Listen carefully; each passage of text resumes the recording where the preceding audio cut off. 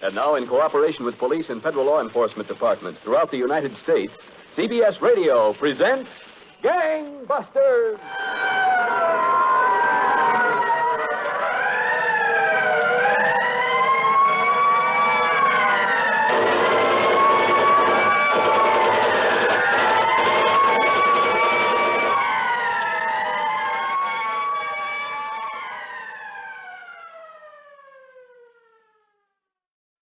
Good evening, writers.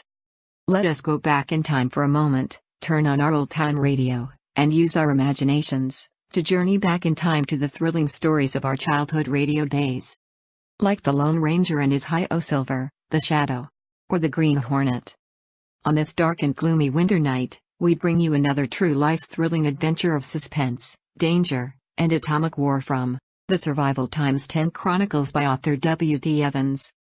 This time, it is not just a story, it is a true journey based upon the author's declassified secret Arctic survival missions. It is a journey into a world of lies, spies, and wild Arctic beasts, of murder, hate, love, guilt, passion, fear, fantasy, regret, forgiveness, and rebirth. Sit back, and relax if you can, as we begin our journey into Arctic hell. Searching for the good in war. With unconditional love, can one lone man alter the destiny of the entire world? By W.D. Evans. The man with more lives than a cat. My slaughter by the dark demon of war begins with my struggle to crawl only inches at a time. My body jerks back as I feel the sting of the same barbed wire that ranchers use to hold back wild cattle, wire tearing at my blood-soaked clothes and slicing, again and again, into my still young flesh. It is the late 1950s. I have just been hurled into this new world of global chaos. The Cold War is boiling over. As a prelude to invasion, Russian bombers are poised to fly over the North Pole, ready to attack the northernmost U.S. Arctic National Defense radar systems. This frigid hell is where a nuclear holocaust will either start, or be stopped before it ever begins. Along with countless other privates, I have been drafted into the military in preparation for this terrible war, a giant bird of prey, perched on the edge of total world annihilation. In just 3 months of this frigid hell, I must be trained to kill or be killed, and will be forced to honor the dark demon god of slaughter,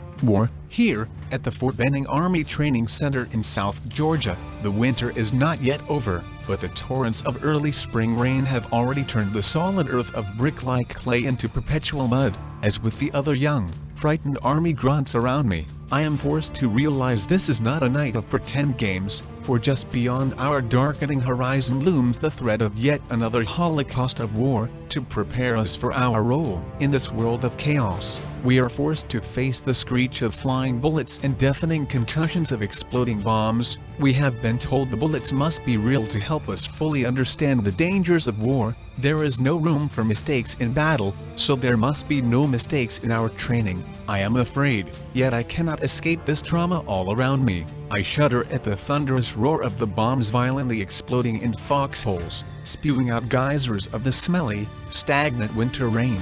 The pulsing sounds of machine guns vomit out their endless tracer bullets, creating a stream of Haley's Comet tails. Glowing streaks of death light up the cold, pitch-black Georgia sky just inches above my head. In all this turmoil, crawling just ahead of me, covered in the same putrid mud, is my best friend, George. He is already a hero in my eyes. Turning his head, I can see George yelling, "Hey Evans, keep your butt down, or you're gonna get it shot off." George is totally fearless, with the courage I can only imagine discovering within myself someday. Yet, after almost 3 months together, I have discovered my fearless friend is afraid of one earthly creature, no mere human, but greasy, slimy snakes. Another bomb explodes so close that I can no longer hear it.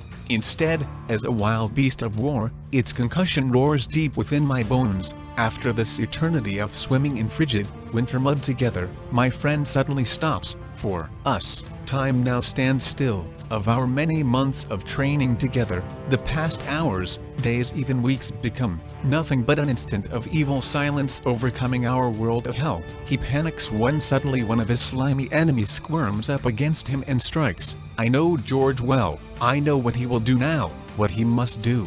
as if to force me to take part in this deadly battle for life. This demon of slimy mud holds back my struggle to grab my friend's slippery boots. I miss. Before my angry eyes of failure, George instinctively jumps up to run. He looks back at me and screams his last word on earth, my name, Wayne, as he is violently cut in half by the relentless streams of burning machine gun bullets. For an instant I stop breathing in total disbelief, then gather just a fragment of the great courage my friend once had, just seconds before, forcing my quivering lungs to cry for help. But with only the light of streaking bullets to pierce the darkness, we cannot be seen. My feeble voice cannot be heard over the deafening noise of exploding bombs, but my brain demands I try to get help, even though I know my friend is already dead. Even in death, George tries to protect me from the numbing cold. His warm bloody remains blanket my shivering body. Still deaf from the concussion of exploding bombs, I vow to survive and honor the memory of my best friend, my army buddy, Private George. For all eternity, I must discover the dark soul of war, and learn the secrets of how to conquer it. For now, I am still alive, but what of George? For George, there is no tomorrow, no first leave to go back to his loved ones, no chance to be that officer others believed he could be, no life, no love, no children's laughter,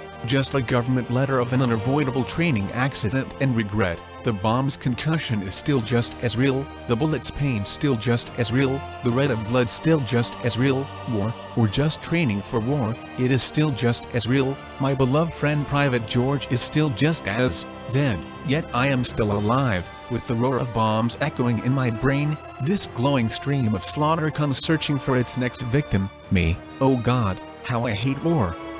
Damn you to hell. 3 lonely years pass in his battle to defeat the slaughter of war. A reluctant hero's journey of fear, hate, and hell. In search of courage, love, and salvation.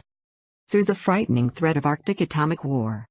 It's 1960, as a young veteran, it has been 3 lonely years since he first met his love while on leave in the spring of 1957, closely holding each other dancing, they began their struggles to find unconditional love together. Finally discharged, with not even enough money for a marriage license, and finding no job, he has now been forced to choose an unthinkable secret journey into Arctic hell, for their dream of unconditional love to be born, and to protect his country, once again.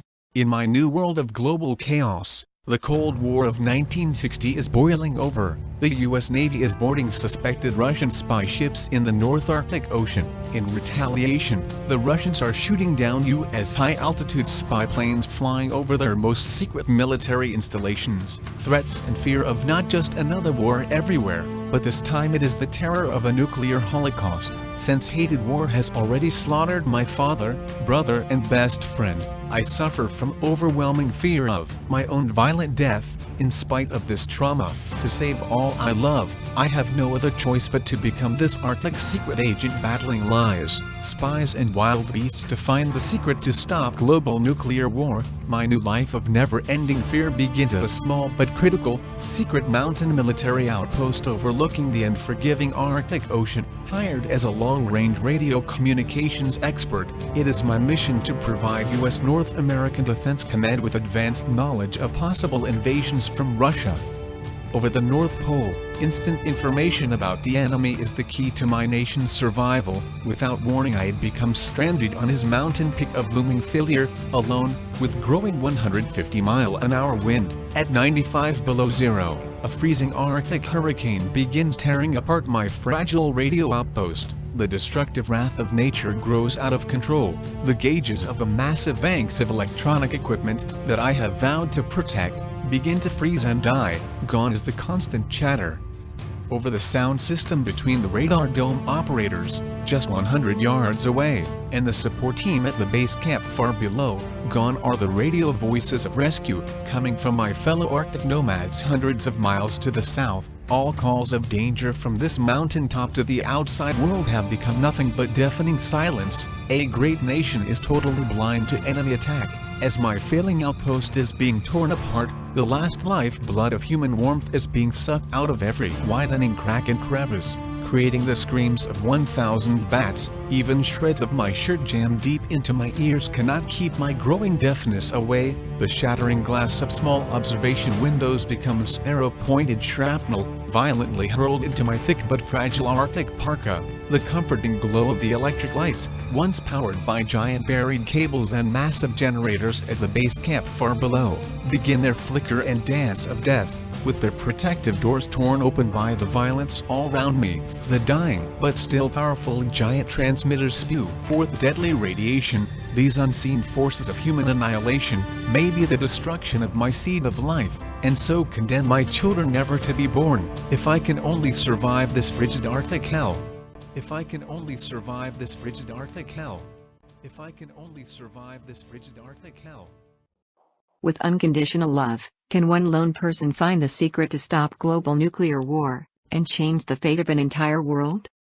Only the dust of decaying secret files of these frightening times can disclose the total truth about the man with more lives than a cat while he is searching for the good in war.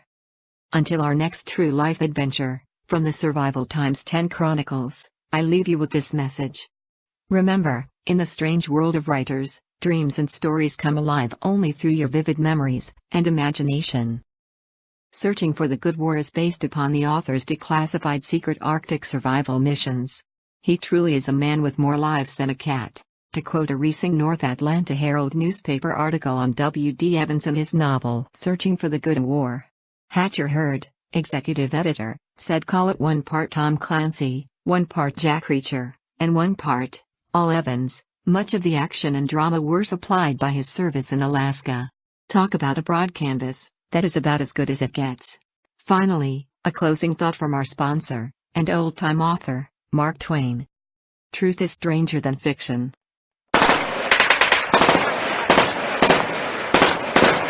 Oh God, how I hate war. Damn you to hell.